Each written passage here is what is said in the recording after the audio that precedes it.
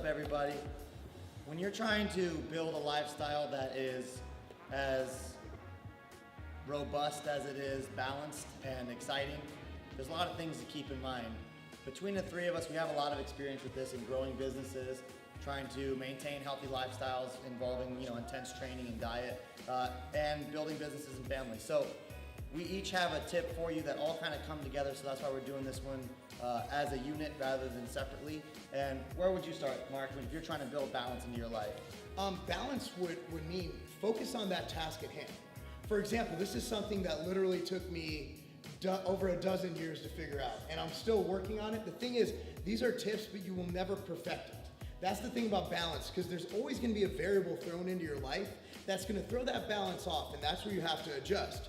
But the key is, if you're spending time with your family, spend time with your family.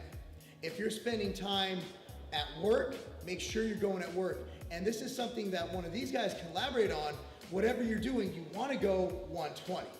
Yeah, I mean, and I think the other important point about balance is, you have to understand as an entrepreneur or somebody who wants really success, greatness in a certain aspect of your life, you got to realize that there are going to be times when you don't necessarily have balance. But you got to always come back to that centered place, is like, what is the most important thing in life to you? You can be building a business and, make a $100 million business. But at the end of the day, if your family or friends and all your relationships are complete crap, what is it all worth? So at the end of the day, you got to come back to what are those most important key values. Why are you building your business in the first place? A lot of the reason that we do it is for our families. So like if you're neglecting them and you are just not balanced and 100% on work all the time, you're really going to fail in all aspects. And what really ties it together is that concept that Mark mentioned, which is going 120.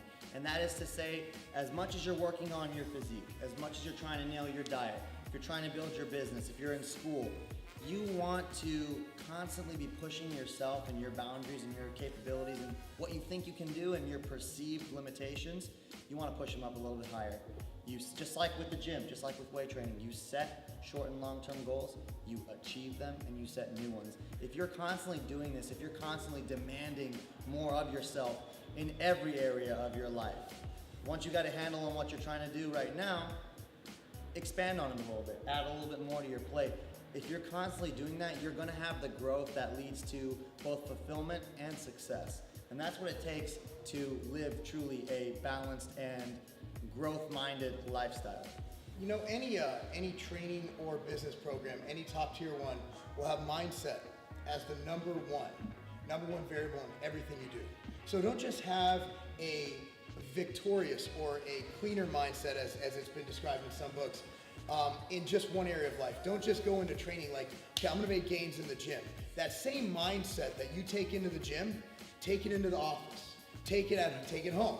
Become a better husband, become a better father, become a better business person, become a better bodybuilder, become a better baseball player. Whatever that trade is, just aim to get better. And one way you do that is by always going hard.